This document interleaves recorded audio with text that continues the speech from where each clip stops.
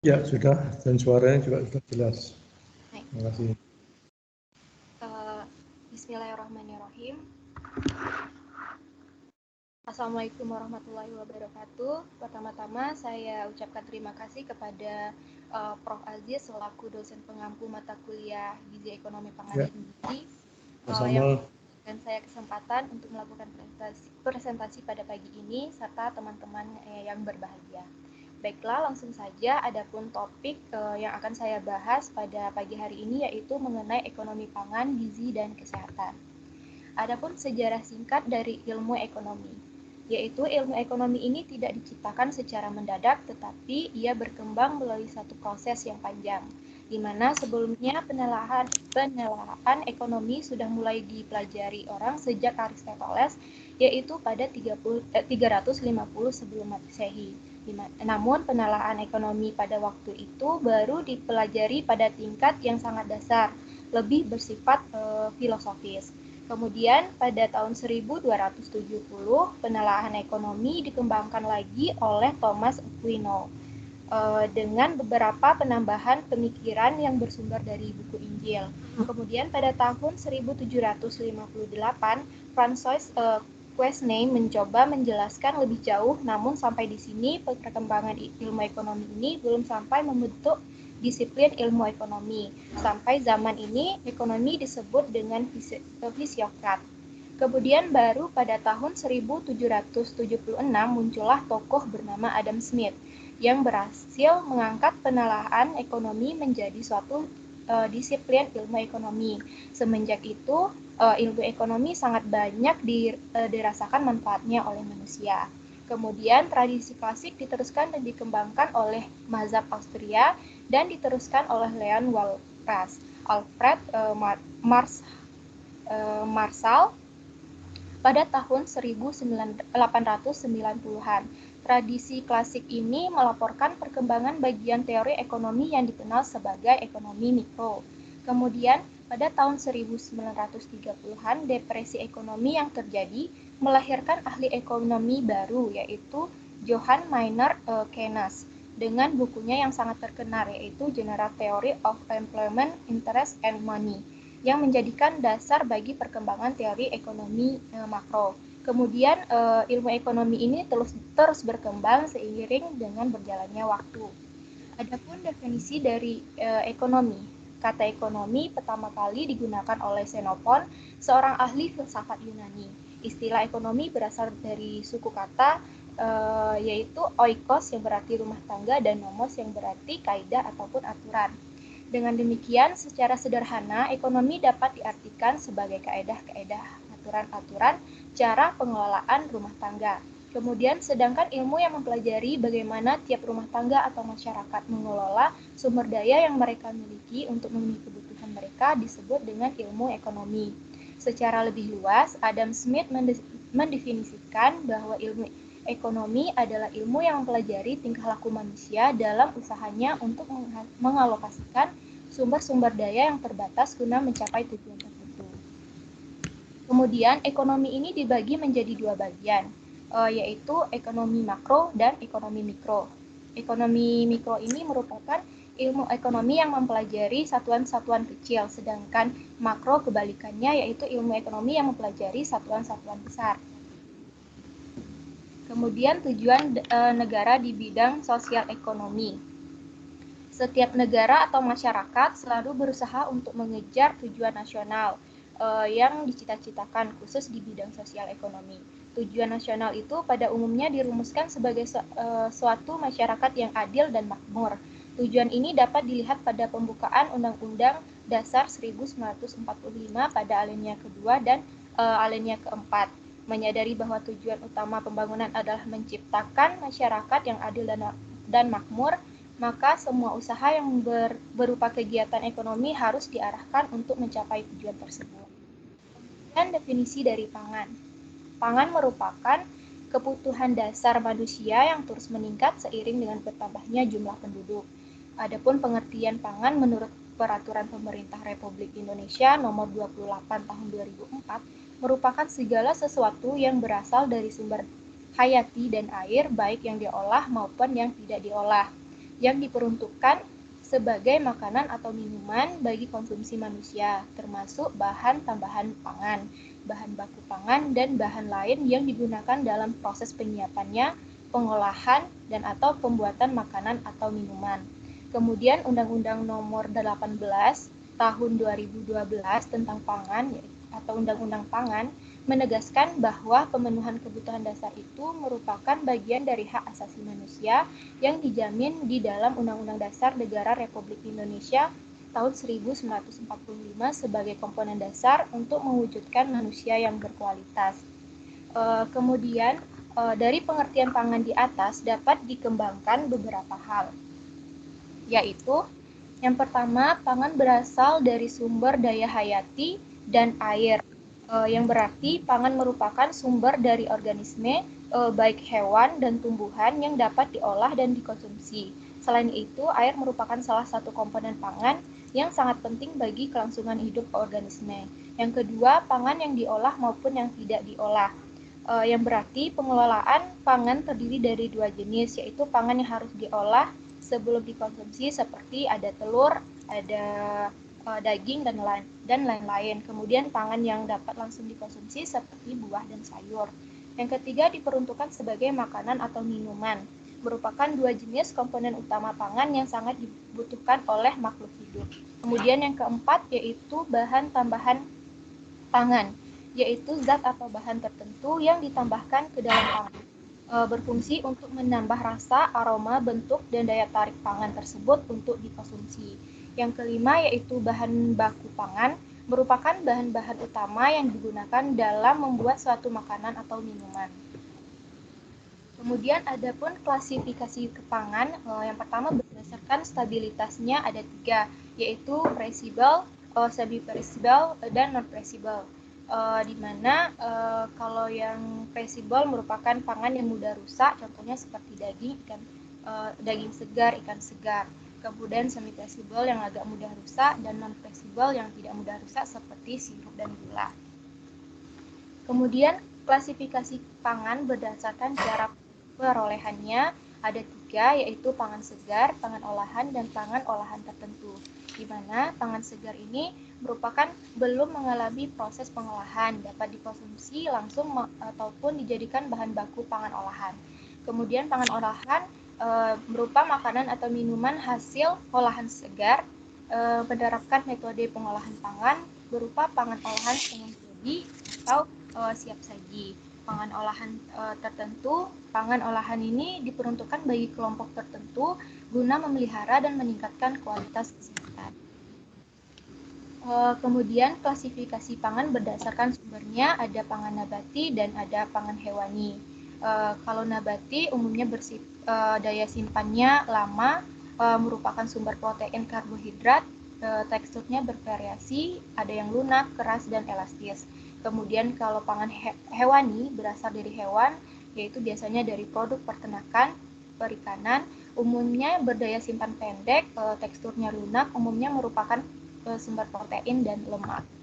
Kemudian klasifikasi pangan berdasarkan zat gizinya, ada zat gizi penghasil energi atau zat tenaga, contohnya seperti serealia dan umbi-umbian. Kemudian zat gizi sebagai pembangun, contohnya seperti lauk hewani dan nabati. Dan zat gizi pengatur, contohnya seperti sayur dan buah-buahan. Kemudian klasifikasi pangan berdasarkan FAO. Pengolahan pangan yang digunakan FAO dikenal sebagai pola pangan harapan atau PPH. Menurut FAO ini ada 10, yaitu padi-padian, umbi-umbian, pangan hewani, minyak dan lemak, buah biji berminyak, kacangan, gula, sayur, buah, serta lain-lain seperti minuman dan bumbu. Ini klasifikasi berdasarkan daftar komposisi makanan yang sering kita temui atau DKBM. Ada 10. Kemudian definisi gizi dan zat gizi.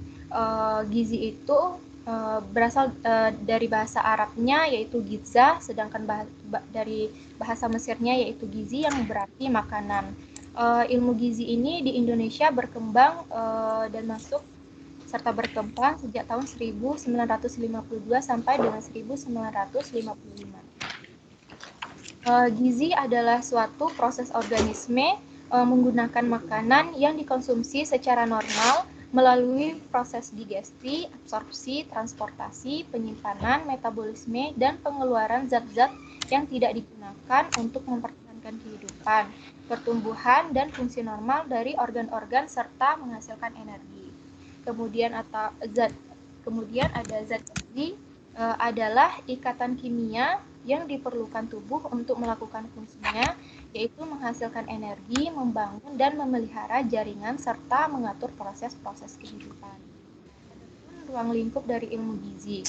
Ruang lingkup ilmu gizi ini cukup luas, dimulai dari cara produksi pangan, perubahan pasca panen seperti penyediaan pangan, distribusi dan pengolahan pangan, konsumsi makanan, serta cara pemanfaatan makanan oleh tubuh yang sehat dan sakit. Terdapat dua komponen penting dalam ruang lingkup ilmu gizi, yaitu makanan dan kesehatan tubuh. Kemudian faktor-faktor yang mempengaruhi keadaan gizi dan kesehatan. Ada 3 faktor. Yang pertama yaitu faktor produksi pangan, pengolahan bahan pangan, makanan, distribusi bahan makanan, dan faktor harga. Ketiga faktor ini akan mempengaruhi pendapatan, lapangan kerja, pendidikan, kemampuan sosial, kemampuan keluarga menggunakan makanan, kemudian ketersediaannya bahan makanan, dapat diperolehnya bahan makanan.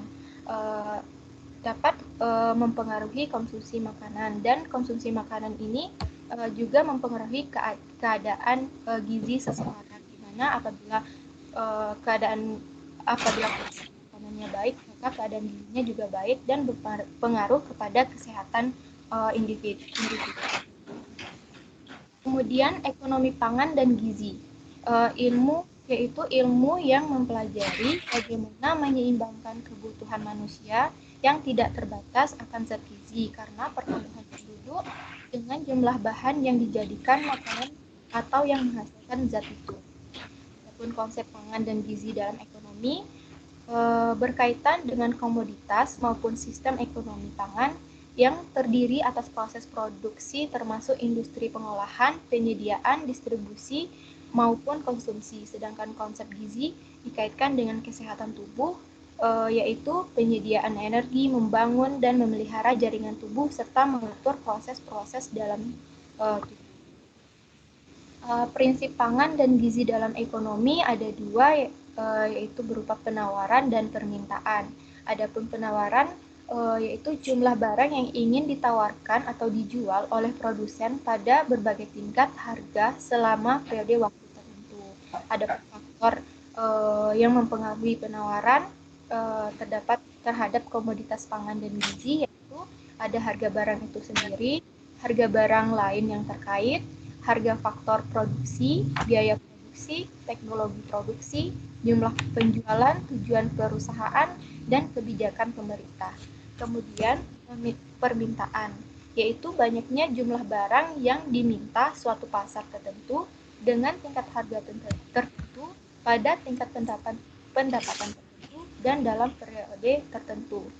Faktor yang mempengaruhi permintaan terhadap pangan ini yaitu ada harga barang itu sendiri, harga barang lain yang terkait, tingkat pendapatan per kapita, selera atau habit, jumlah penduduk, estimasi harga mendatang, distribusi pendapatan, usaha produsen dalam meningkatkan penjualan. Kemudian hubungan ekonomi dengan pangan dan gizi. Semakin besar pendapatan dan pengetahuan dari masyarakat, akan semakin tinggi pemenuhan gizi dan semakin baik pula status gizi pada masyarakat.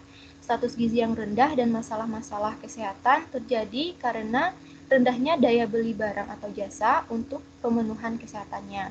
Sedangkan rendahnya daya beli tersebut disebabkan karena rendahnya pendapatan serta pengetahuan kesehatan yang kurang.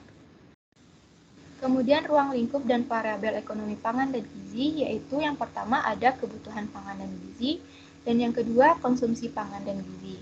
Konsumsi pangan merupakan faktor utama untuk memenuhi kebutuhan gizi, yang selanjutnya bertindak menyediakan energi bagi tubuh, mengatur proses metabolisme, memperbaiki jaringan tubuh, serta untuk pertumbuhan. Konsumsi pangan dan gizi dipengaruhi oleh harga bahan pangan dan pengeluaran seseorang. Apabila harga bahan pangan yang terlalu tinggi menyebabkan ketidakterjangkauan oleh masyarakat golongan bawah dan pasti akan mengurangi konsumsi pangannya. Tingkat kemiskinan juga memiliki pengaruh terhadap status gizi seseorang. Jika seseorang termasuk ke dalam golongan miskin atau tidak mampu, daya beli seseorang tersebut terhadap makanan yang bergizi dan berimbang pun akan menurun. Akibat daya beli yang rendah tersebut, zat gizi yang diperlukan oleh orang tersebut tidak terpenuhi, yang akhirnya berdampak pada status gizinya yang rendah. Pendapatan seseorang tentunya sangat berpengaruh terhadap tingkat kemiskinannya. Seseorang yang memiliki pendapatan tinggi secara otomatis tidak termasuk dalam golongan miskin. Sebaliknya, seseorang yang memiliki pendapatan rendah akan masuk ke dalam golongan yang tidak mampu. Ini merupakan gambaran ketahanan pangan di Indonesia. Indonesia menjelma menjadi negara berpenghasilan menengah ke atas dengan pendapatan per kapita nasional bruto atau PPNB sebesar 4.050 US dollar pada 2019. Dalam satu dekade terakhir, Indonesia mencatat pertumbuhan tahunan rata-rata sekitar 5% per tahun. Salah satu hasilnya, Indonesia berhasil secara stabil menurunkan kemiskinan dari 14,1% pada 2009 menjadi 9,2% pada 2019 dan sedikit mengurangi ketimpangan ekonomi dari puncaknya sebesar 4,1 pada tahun 2014 menjadi 3,82 pada tahun 2019. Pertumbuhan ekonomi juga berkontribusi terhadap makin besarnya kelompok kelas menengah. Menurut estimasi Bank Dunia, 1 dari setiap 5 penduduk Indonesia, yaitu sekitar 52 juta orang, menjadi bagian dari kelompok ini pada tahun 2017. Indonesia juga mencatat perkembangan penting dalam pembangunan manusia. Indeks pembangunan manusia Indonesia meningkat cukup signifikan dari 0,67% pada tahun 2010 menjadi 0,71% pada 2018. Seiring perkembangan ekonomi, Indonesia berhasil meraih kemajuan penting dalam peningkatan ketahanan pangan dan gizi. Akses terhadap pangan meningkat dan prevalensi gizi kurang atau undernutrition menurun beberapa tahun terakhir. Namun, status gizi masyarakat Indonesia masih rendah menurut standar internasional dan variasinya tetap besar antar daerah. Banyak penduduk masih menghadapi risiko kelaparan dan malnutrisi. Menurut pada tahun 2018 Global Nutrition Report, Indonesia adalah satu dari 3 negara dengan jumlah anak dengan kondisi kurus atau wasting. Menurut hasil Riskesdas atau Riset Kesehatan Dasar pada tahun 2018, 10,2% anak usia di bawah 5 tahun di Indonesia mengalami wasting dan 30,8% berkondisi pendek atau stunting. Prevalensi stunting terendah dilaporkan yaitu di Provinsi Bali, yaitu sebanyak 12%, sementara prevalensi stunting tertinggi ditemukan di Nias. Dalam waktu yang sama, Indonesia juga menyaksikan kian besarnya tingkat kelebihan berat badan atau overweight dan obesitas serta defisiensi mikronutrien. Dengan demikian, Indonesia menghadapi 3 beban malnutrisi, yakni gizi kurang berdampingan dengan kelebihan gizi dan defisiensi mikronutrien. Selama periode 2013 sampai 2018, Indonesia mencapai peningkatan bermakna dalam penurunan stunting di kalangan balita. Data Riskesdas menunjukkan bahwa prevalensi stunting dan berat badan kurang turun masing-masing dari 37,2% dan 19,6% pada 2013 menjadi 30,8% dan 17,7% pada tahun 2018. Penurunan ini cukup luar biasa karena Indonesia mengalami kenaikan prevalensi stunting dan berat badan kurang antara 2007 dan 2013. Pencapaian serupa juga diraih dalam penurunan prevalensi wasting di antara kelompok usia ini dari 12,1% pada 2013 menjadi 10,2% pada tahun 2000. Produk pangan di Indonesia juga menghadapi tantangan serius yang ditimbulkan oleh transisi demografis pada sektor pertanian. Tantangan pertama adalah makin menyusutnya jumlah petani. Jumlah rumah tangga pertanian secara keseluruhan menurun dari 31,2 juta pada 2003 menjadi 27,7 juta pada tahun 2018. Tantangan kedua adalah bahwa para petani mulai menua. Pada tahun 2013, 38,2% petani berusia antara 25 sampai 45 tahun. Akan tetapi, Survei Pertanian Antar Sensus 2018 mengungkapkan bahwa proporsi petani pada kelompok usia yang sama turun menjadi 34,8%. Sebaliknya, jumlah petani usia 45 tahun ke atas naik dari 60,8% pada tahun 2013 menjadi 64% pada tahun 2018. Di negara seperti Indonesia, yang mekanisme dan penelitian pertaniannya masih terbatas, umur benar-benar mempengaruhi produktivitas petani. Petani yang lebih tua kalah produktif dibandingkan petani yang lebih muda. Sekian presentasi dari saya. Terima kasih. Saya kembalikan kepada moderator. Baik, terima kasih Mbak Vanessa tentang penjabarannya. Maaf Prof, izin bertanya. Untuk sesi tanya jawab dilakukan di akhir sesi atau bagaimana ya Prof?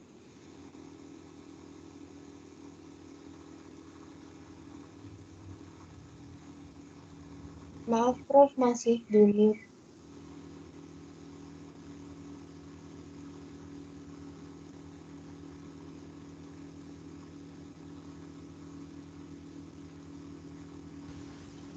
Maaf masih di mute tadi. Ya, sebaiknya presentasi dulu aja, kemudian nanti di moderatori siapa yang tanya, dari siapa, untuk siapa gitu. Terus nanti kita diskusikan bareng-bareng gitu ya. Ya, silahkan yang kedua dulu ya, Mbak Sian ya. Ya, baik. Terima kasih Prof. Untuk yang kedua, dipersilakan untuk Mbak Naziela. Waktu dan layar dipersilakan. Baik, terima kasih Mbak Jihan. Izin share screen ya, Prof.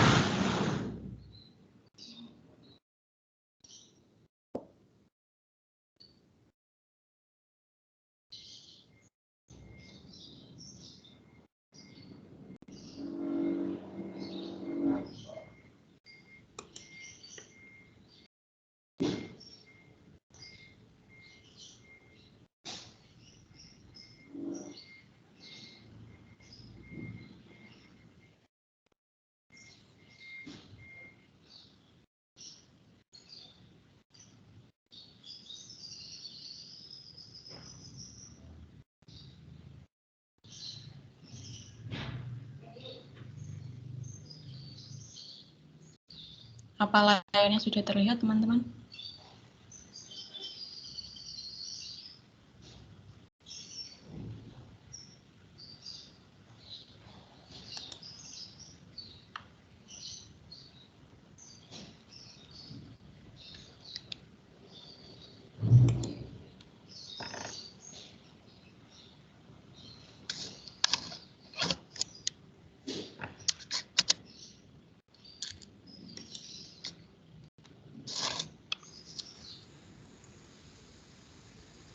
Ya, sudah terlihat. Suaranya juga sudah jelas. Sudah. Baik, saya mulai ya, Prof. Ya. Baik, bismillahirrahmanirrahim. Assalamualaikum warahmatullahi wabarakatuh. Pada pagi hari ini, saya akan berkesempatan untuk mempresentasikan tentang supply and demand atau penawaran dan permintaan. Jadi, permintaan itu sendiri adalah hubungan antara jumlah harga dan juga jumlah barang yang ada di pasar. Dengan hukum permintaan yaitu apabila harga itu naik, maka jumlah barang yang diminta akan sedikit, dan apabila harga rendah, maka jumlah yang diminta akan meningkat. Selain itu, dalam permintaan itu berlaku asumsi ceteris paribus, yang mana faktor yang mempengaruhi itu tidak berlaku. Akhirnya hukum yang ada permintaan yaitu apabila harga naik, jumlah barang juga akan naik, dan jika rendah dan akan meningkat. Selain itu, jika ada faktor yang mempengaruhinya, maka akan terjadi pergeseran pada kurva permintaan. Nah, kemudian untuk faktor-faktor yang mempengaruhi permintaan tadi juga sudah disinggung oleh Mbak Nesia. Yang pertama adalah harga barang itu sendiri. Jadi bisa tadi saya sudah menjelaskan kalau definisinya adalah kalau harga barang itu naik, maka permintaan barang itu akan sedikit. Jadi harga barang itu sangat mempengaruhi untuk permintaan yang ada di pasar. Kemudian selain itu adalah harga barang yang terkait. Contohnya adalah harga barang substitusi. Jadi contohnya kalau semuanya ada daging sapi, dia lagi naik harganya, maka permintaannya akan berkurang. Sebaliknya substitusinya seperti daging ayam itu harganya akan turun sehingga permintaannya juga akan semakin naik. Selanjutnya ada pendapatan. Pendapatan sudah sangat jelas ya. Kalau untuk jika seseorang memiliki pendapatan yang tinggi, otomatis daya belinya juga akan tinggi. Maka permintaan yang ada akan semakin tinggi juga. Sebaliknya juga jika pendapatan turun, maka daya belinya akan semakin rendah sehingga ketersediaan pangan pun juga akan berkurang. Kemudian ada selera. Jadi dalam permintaan ini selera juga berpengaruh dalam permintaan barang yang ada di pasar. Karena contohnya seperti di Jawa itu paling banyak makan pokoknya adalah beras. Sedangkan di daerah timur biasanya makan pokoknya adalah sagu. Jadi permintaan beras di Jawa dan di timur itu sangat berbeda karena selera itu.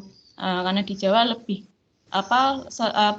lebih sering mengkonsumsi beras daripada sagu, dan kalau di timur lebih banyak makan sagu daripada beras.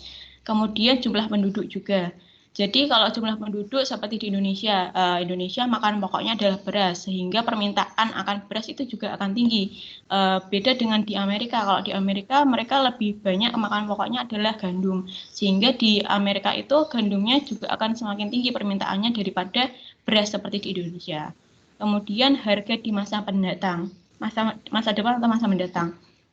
Jadi biasanya beberapa konsumen itu mereka sudah memperkirakan kalau semuanya contohnya sebentar lagi mau Lebaran, biasanya kalau Lebaran itu harga-harga akan naik sehingga beberapa orang akan berbondong-bondong membeli stok sebelum harga itu naik. Jadi permintaan itu akan lebih naik di beberapa bulan sebelumnya sebelum harga itu naik.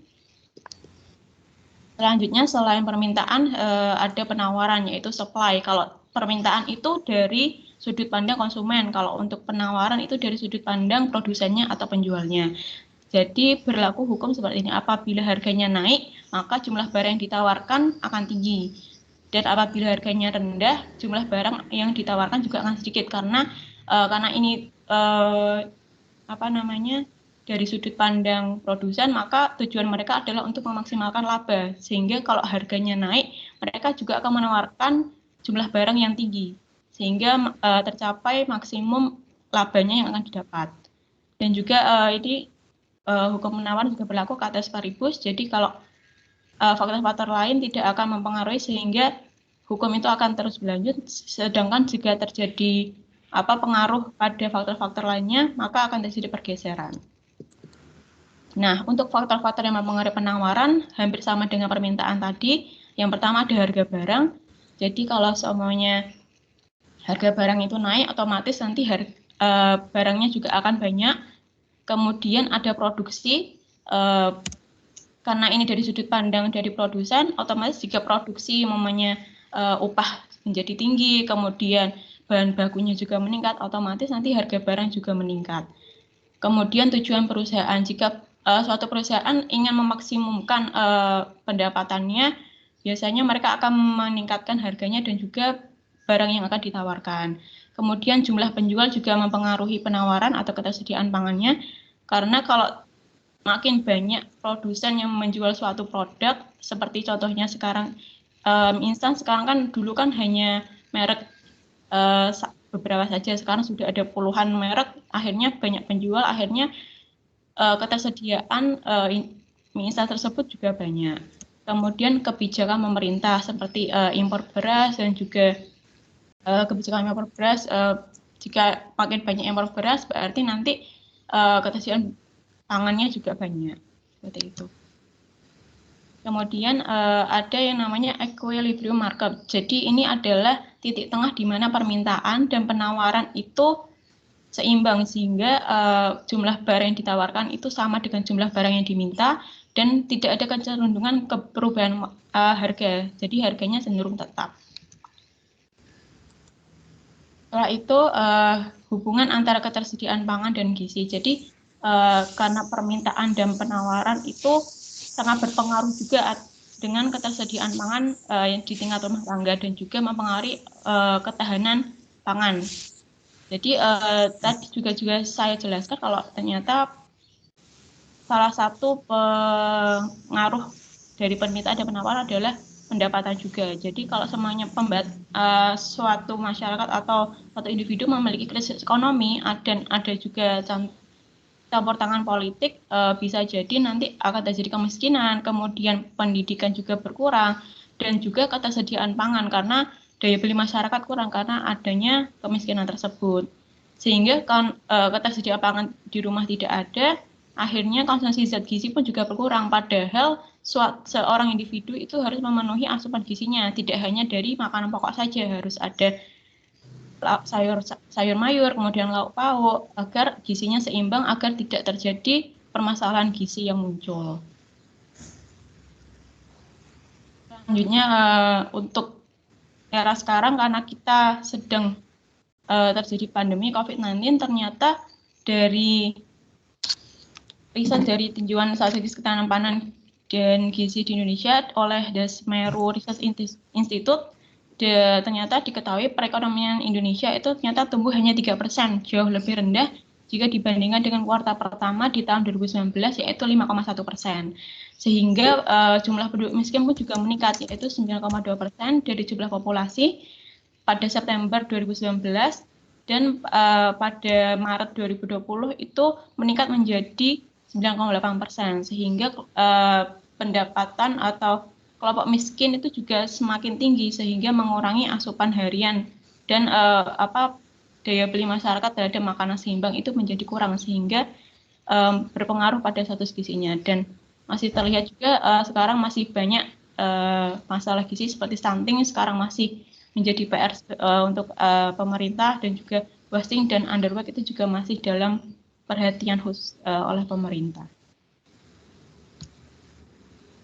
Sekian kurang lebihnya presentasi dari saya kembalikan ke moderator. Baik, terima kasih Mbak Naziela atas pemaparannya. Untuk sesi berikutnya, sesi diskusi, dipersilakan kepada teman-teman yang ingin bertanya, silakan raise hand atau langsung open mic saja.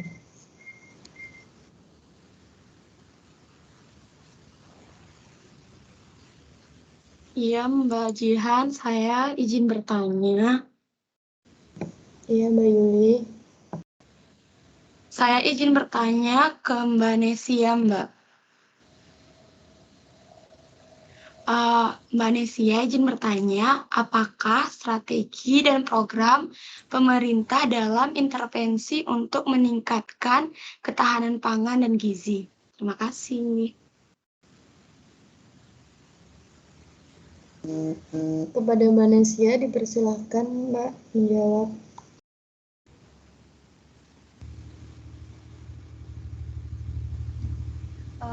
Baik, terima kasih kepada Mbak Yuli. Saya akan mencoba menjawab pertanyaan dari Mbak Yuli, yaitu tentang strategi dan program pemerintah untuk meningkatkan ketahanan pangan. Seperti yang telah saya jelaskan di slide tadi, keamanan pangan itu di Indonesia itu telah diatur berdasarkan undang-undang, yaitu tadi Undang-Undang Nomor 18 tahun 2012 tentang pangan dan Peraturan Pemerintah Nomor 28 tahun 2004 tentang keamanan pangan, tentang keamanan mutu dan gizi pangan. Adapun strategi dari pemerintah yang saya ketahui yaitu seperti dari pembagian dari misalnya Kementerian Pertanian dan Kementerian Kelautan, Perikanan itu bertanggung jawab atas pengaturan tentang pangan untuk memberikan pangan yang segar kepada masyarakat. Kemudian seperti BPOM dan BPOM yaitu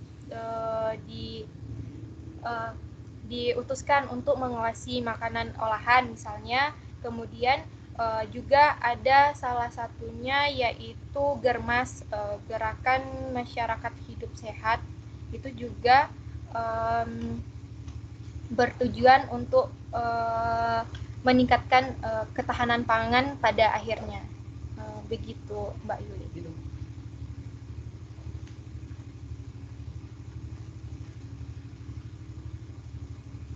Baik, Mbak Nesya, terima kasih.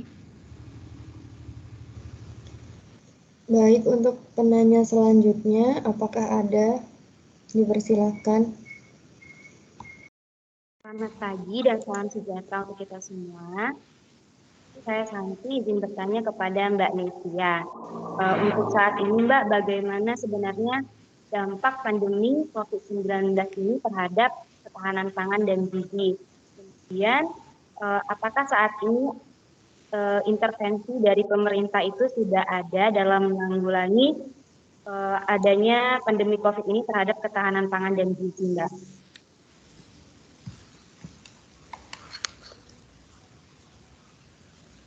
Baik, terima kasih Mbak Santi atas pertanyaannya, yaitu bagaimana dampak pandemi COVID-19 terhadap ketahanan pangan dan gizi. Tentu saja kalau menurut saya tentu saja COVID-19 ini memberikan pengaruh yang besar terhadap ketahanan pangan dan gizi kita, seperti hilangnya pekerjaan dan penurunan penghasilan serta turunnya produksi dari berbagai sektor, seperti berbagai sektor. Kemudian yang lebih parah lagi juga ekonomi Indonesia akan semakin lemah gitu. Adapun intervensi yang saya ketahui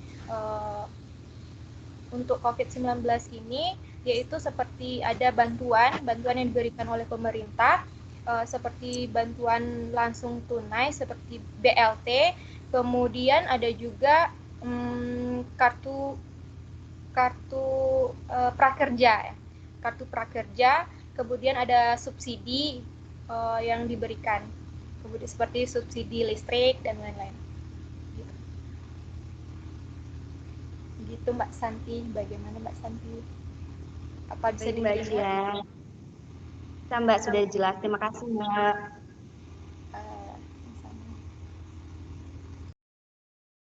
Baik, terima kasih. Untuk penanya selanjutnya, dipersilakan. Mbak Jihan izin bertanya ya, untuk Mbak Naziela.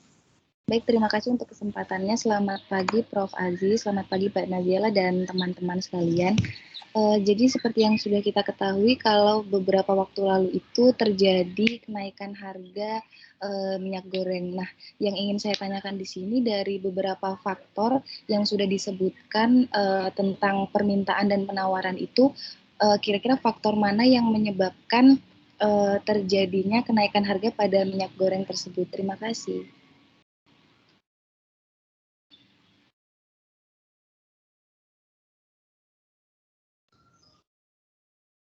Ya, baik, saya langsung jawab ya Mbak Wulan. Terima kasih atas pertanyaannya. Jadi kalau dari berita-berita yang saya baca, kalau nggak salah itu kenaikan minyak goreng salah satunya adalah karena kenaikan harga crude palm oil di harga internasional itu tinggi. Jadinya banyak perusahaan itu juga meningkatkan harganya, karena seperti tadi kita katakan kalau hukum penawaran adalah semakin tinggi harga suatu barang akan semakin banyak juga penawaran yang akan dilakukan. Jadi karena ada kesempatan itu, jadi mungkin beberapa perusahaan meningkatkan minyak goreng tersebut. Tapi untuk sekarang karena sudah turun ya Mbak, karena ada subsidi juga dari pemerintah, akhirnya dipaskan kalau HET-nya itu sekitar 14.000. Jadi ya kita memang harus berterima kasih juga ya pada pemerintah kita karena sudah agak menstabilkan minyak goreng tersebut. Tapi kalau untuk setahu saya memang penyebabnya adalah karena tingginya bahan baku produksi, seperti itu. Ya, kalau boleh menambahkan mengenai harga tadi, Itu hukum dari supply and demand. Nah, supply itu persediaan, karena kemarin itu persediaan minyak itu banyak diekspor, terutama yang kelas-kelas harga tinggi seperti bimoli dan sebagainya, yang kemudian minyak sayur, minyak nabati, yang bukan mengandung banyak lemak, yang banyak diekspor sehingga kekurangan di Indonesia. Nah, karena kekurangan supply, maka harganya naik, gitu ya. Jadi karena kekurangan supply, maka kecenderungannya permintaannya tetap banyak dan suplainya itu sedikit, sehingga harganya naik. Nah, untuk menurunkan itu, maka persediaannya harus diperbanyak. Nah, untuk itu pemerintah kemarin mengeluarkan untuk harga dipatok dengan harga per liternya 18.000 supaya nanti kalau misalnya terjadi kenaikan, pemerintah bisa mengeluarkan minyak itu di pasaran sehingga nanti bisa turun lagi. Dulu itu 9 bahan pokok, jadi termasuk beras, kemudian tepung, kemudian minyak, dan seterusnya itu ada 9 bahan pokok itu ditangani oleh Bulog zaman dulu. Tapi sayangnya setelah pemerintahan berganti, sekarang itu Bulog itu hanya menangani pangan pokok beras saja. Nah, itu mungkin kejelekannya kalau terjadi pangan yang lain naik, itu tidak bisa disubstitusi. Kalau dulu kan bisa disubstitusi. Nah, kalau beras masih bisa karena merupakan bahan pokok. Jadi kalau berasnya mahal, misalnya Cisadane mahal atau Bengawan Solo mahal, maka pemerintah mengeluarkan dari gudang Dolog itu C4, C3, dan seterusnya yang harganya lebih murah karena operasi pasar, suplainya banyak lagi, maka harganya bisa stabil, bisa turun. Tapi kalau minyak agak sulit karena pengusaha kan punya target untuk diekspor, harus mendapatkan devisa. Ya, ini juga harus perlu diperhatikan. Minyak-minyak yang kelas untuk kalangan tinggi ini sekarang disamakan oleh pemerintah itu harganya dengan disamaratakan. Tapi ini belum bisa karena prosesnya juga berbeda, kualitasnya juga berbeda, kejernihannya juga berbeda, dan seterusnya. Jadi ini masih merupakan dilema juga. Pemerintah kalau mau menurunkan ya pasti harusnya kelapa sawit, minyak dari sawitnya yang diperbanyak gitu ya. Ya, terima kasih. Terima kasih, Prof. Baik, terima kasih Prof. Untuk penanya selanjutnya dipersilahkan.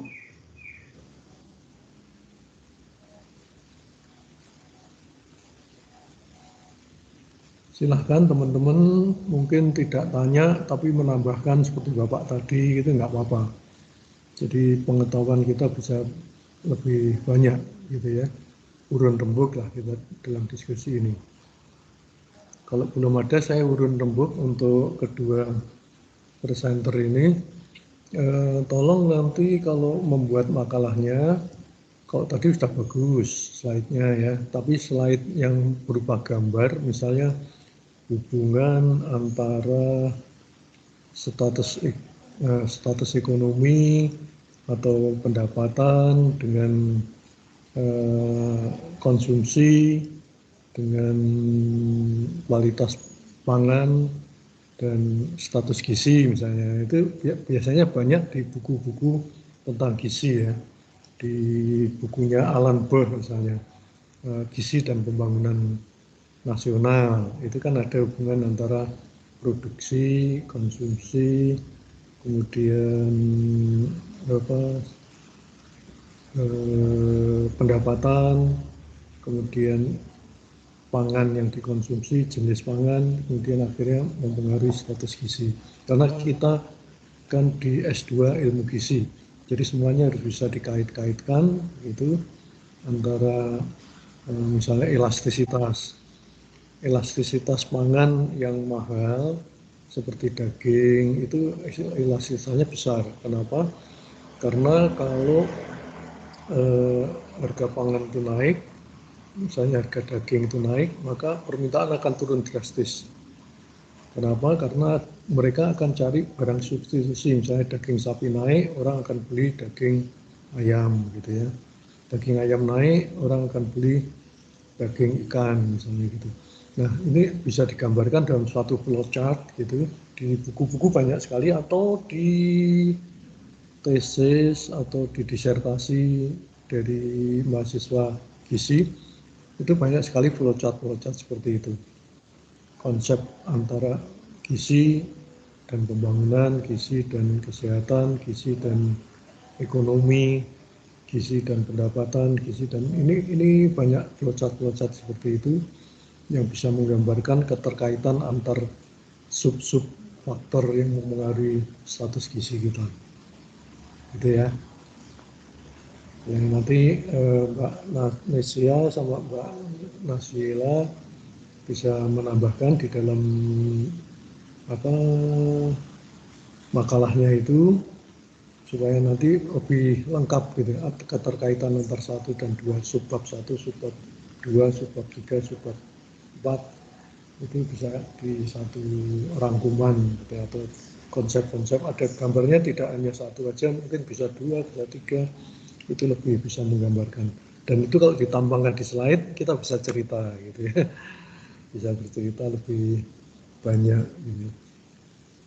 Ya, saya kira itu teman-teman lainnya juga gitu, nanti waktu presentasi jangan hanya bullet point-nya saja, tapi nanti gambar-gambar flowchart keterkaitan, konsep, teori, itu kan ada semua di keterkaitannya dengan flowchart di buku-buku gizi. Itu yang Bapak kirim maupun nanti bisa dicari di jurnal-jurnal penelitian gizi, penelitian pengaruh pendapatan terhadap status gizi, pengaruh tadi pandemi terhadap konsumsi pangan dan gizi, itu kan banyak sekali hasil-hasil penelitian maupun di majalah-majalah itu banyak sekali, bisa di download gitu ya. Itu saran dari saya. Kemudian yang di slide-nya tadi juga belum terlihat saya daftar pustaka yang digunakan. Mungkin kalau itu bisa ditampilkan, teman-teman semua bisa melihat nanti, oh banyak bukunya, oh banyak jurnalnya, oh banyak pendapat sendiri gitu ya. Nah, sekarang itu untuk disertasi, untuk tesis, untuk skripsi, itu yang baik itu justru bukunya itu sedikit, sumber buku itu sedikit, tapi hasil penelitian dari jurnal itu banyak gitu. Nanti Bapak kirim dari Depdikbud itu menerbitkan tentang cara penilaian tesis atau disertasi. Itu saya lihat untuk daftar pustaka itu, kalau daftar pustakanya banyak dari jurnal-jurnal, itu berarti kan hasil penelitian dari banyak orang, berarti itu malah bagus. Tapi kalau buku, karena ilmu pengetahuan itu berubah setiap tahun, mulai dari misalnya Anda belum lahir, itu tahun 75, Alan Bohr itu menulis bukunya tahun 80, nah itu sudah banyak berubah. Karena sekarang dengan adanya teknologi, juga pangan itu juga sangat banyak variasinya, bisa berubah, dan sangat banyak mempengaruhi antara penyediaan, distribusi, konsumsi pangan itu banyak yang berubah. Sehingga kalau kita nanti mempelajari tentang gizi ini, ilmu gizi ini, atau yang mengambil tesis tentang gizi ini, baik gizi masyarakat maupun gizi mikro, itu banyak jurnal sekali yang dipakai untuk menyusun konsep atau teori dulu, kemudian konsep, kemudian flowchart untuk penelitiannya, atau dasar untuk bab 4-nya itu, bab penelitiannya. Nanti Bapak kirimkan ke WA saja supaya nanti ini selesai semester 2, semester 3 sudah lulus gitu ya, biar cepat. Jadi cara menyusunnya skripsi kalau kita sudah tahu caranya, oh pendahuluan terus isinya gini, oh permasalahan terus dibuat begini. Terus tujuan terusnya memecahkan masalah 1, 2, 3. Terus metode itu masalah 1, metodenya apa, masalah 2, metodenya apa. Dari hasil-hasil penelitian itu kita rangkum, kita bikin teorinya, kita bikin konsepnya, terus kita bikin kerangka penelitiannya, kita ambil data, lulus gitu, gitu ya. Mudah-mudahan semua bisa cepat. Kalau yang saya bimbing, pengalaman saya bimbing dengan Pak Ardono, itu semester 4 udah lulus gitu. Waktu dengan Prof. Sultan juga gitu. Karena kita sudah tahu cara-caranya gitu. Jadi tidak hanya pandai saja, tapi strategis itu perlu. Strategi itu perlu sekali. Kemudian juga teman-teman ini banyak yang putri, jadi saya anjurkan ya nyusun strategi juga untuk mendapatkan pasangan gitu. Jangan sampai nanti terjadi PKI itu. Ya, ini kan kita di Fakultas Kedokteran sudah punya teman di kedokteran gitu ya, nanti punya istri dokter gitu kan. Cita-citanya jadi dokter juga tercapai, dokter ahli gizi gitu ya, terus kemana-mana dipanggil Bu Dokter gitu ya. Iya, seperti Bapak itu dulu ya. Saya dari perikanan cari pacar dokter gitu ya. Begitu nanti kan dipanggil kemana Bu Dokter gitu. Kemana Pak Dokter gitu. Oke, ya itu guyon aja ya. Pokoknya siap semua ya. Ini saya lihat cantik-cantik semua, bagus-bagus semua tampilannya. Jadi kita berusaha untuk meningkatkan kemampuan kita baik skill maupun pengetahuan, keterampilan kita, skill kita, kemampuan kita dalam berpikir. Mudah-mudahan ini nanti apa yang kita diskusikan, kita bicarakan itu menghasilkan sesuatu yang bermanfaat bagi kita semua, bagi Anda semua. Baik, silahkan kembali ke Mbak Swadila, silahkan. Kalau ada yang mau menambahkan boleh, tidak hanya bertanya tapi menyempurnakan biar nanti makalahnya lebih bagus lagi. Baik Prof, terima kasih. Dari teman-teman, apakah masih ada yang ingin menambahkan atau bertanya? Dipersilakan.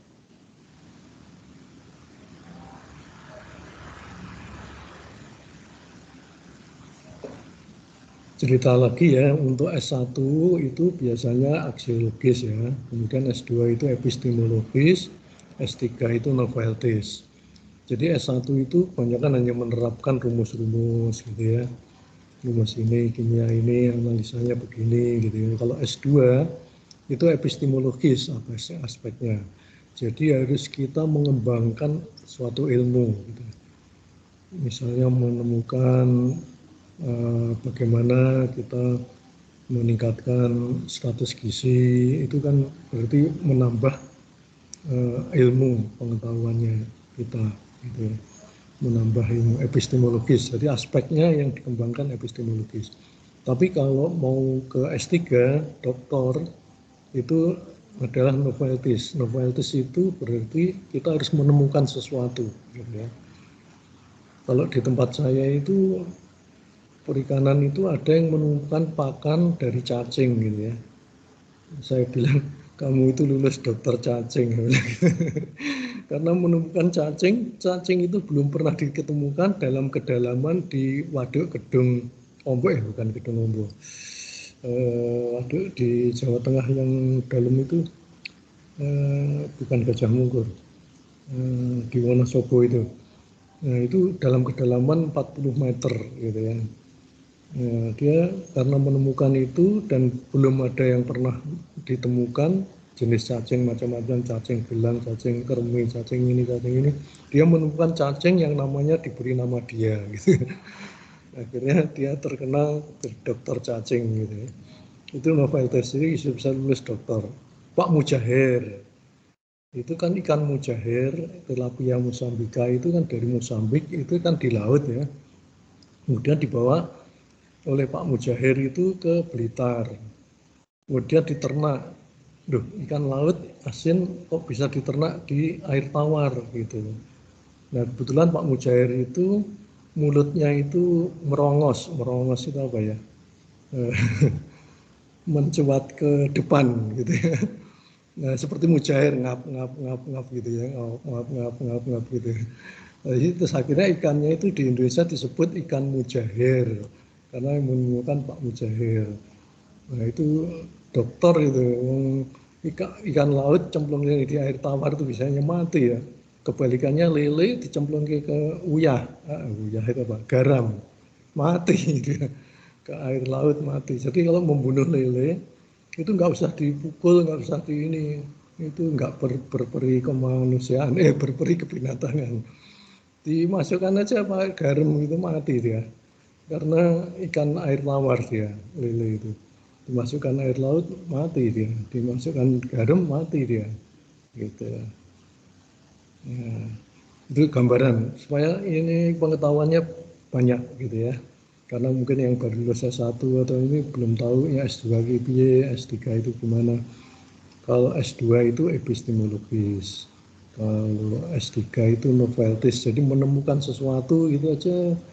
Misalkan menemukan roti yang bisa membuat kita tidak diabetes gitu. Karena kandungan mikronutriennya gini itu gizi mikronya gini bagus itu. Ini bisa mengembangkan ilmu itu kan sudah bisa lulus ya. S2 cepat gitu ya. Oke, silakan dilanjut lagi, ada yang mau menambahkan, menanyakan.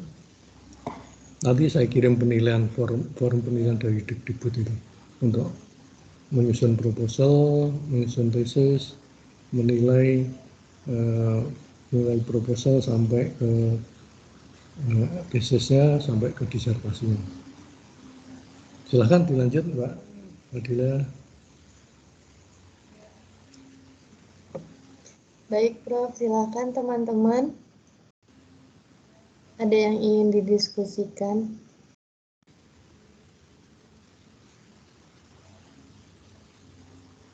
Oke, rupanya belum ya, tapi nggak apa-apa. Jadi nanti tolong semuanya saja kita bisa menambah ilmu kita, menambah ini kita kalau kita sering baca dan sering menulis, gitu ya.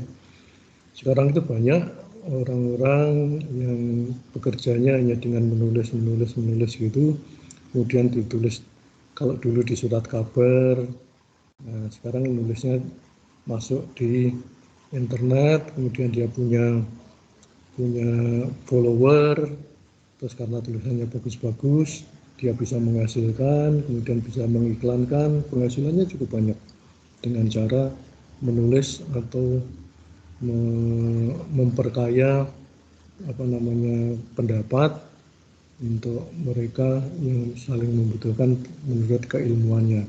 Ada yang bergerak di bidang kedokteran, ada yang bergerak di bidang keperawatan, ada yang bergerak gini. Itu dan dengan cara menulis itu aja dia followernya banyak dan dia dapat gaji banyak.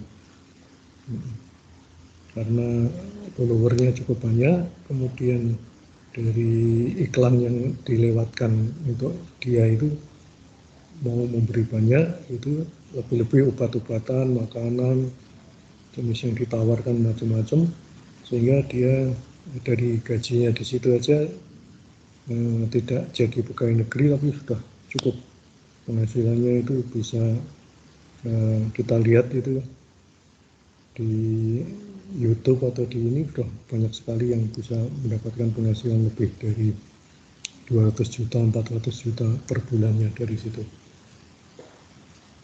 Baik, silahkan. Kalau nggak ada yang lagi, mungkin ini sudah jam 11, masih ada waktu ya sebenarnya, masih ada waktu berapa? 20 menit. Ya. Silahkan, mau urun rembuk mengenai judulnya atau judulnya akan datang, Mbak Nabila sama Mbak Ismi itu tentang elastisitas sama apa? Elastisitas sama produksi. Kalau mau mendiskusikan itu juga boleh, silahkan. Ya kira-kira apa yang saya bagi itu sudah cukup lumayan, tapi saya tulis dan seterusnya itu artinya bisa mengambil tambahan-tambahan lagi yang dimasukkan di sub-subbabnya supaya nanti bisa lebih ada pengkayaan untuk pemikiran kita. Kembali ke Mbak Fadila, kalau nggak ada, nanti kita akhiri. Baik, Prof. Apabila sudah tidak ada pertanyaan, saya akhiri. Terima kasih Prof. Aziz untuk ilmunya dan juga teman-teman yang sudah berpartisipasi. Maaf apabila saya ada kesalahan yang disengaja maupun tidak disengaja. Saya akhiri. Wabillahi taufiq wal hidayah. Wassalamualaikum warahmatullahi wabarakatuh. Waalaikumsalam warahmatullahi wabarakatuh. Terima kasih semuanya, salam sehat selalu, tetap kita jaga protokol kesehatan karena ini pandeminya naik terus, lebih-lebih nanti mendekati puasa, mendekati lebaran, ya semoga kita semuanya selalu dilindungi oleh Tuhan Yang Maha Esa, Allah Subhanahu wa Ta'ala. Sekian, alhamdulillah, wassalamualaikum warahmatullahi wabarakatuh. Waalaikumsalam warahmatullahi wabarakatuh. Terima kasih, Prof. Terima kasih banyak. Terima kasih, Prof. Yuk, Terima kasih, Prof. sama-sama. Bapak izin lift dulu.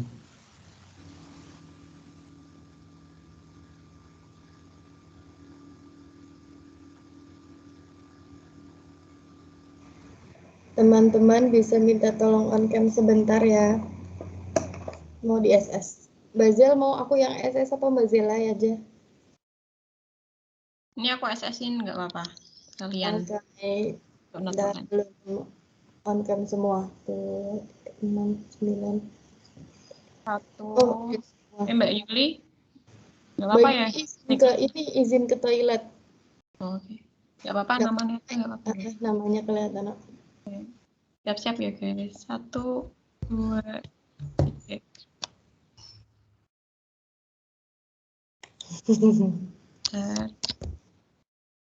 Sudah, terima kasih teman-teman. Terima kasih semuanya. Saya selaku Kormat sama Mbak Zela minta maaf ya. Berarti untuk perkuliahan selanjutnya linknya kita tunggu dari Prof aja ya.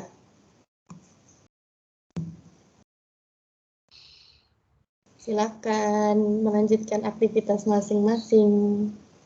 Tugas. Terima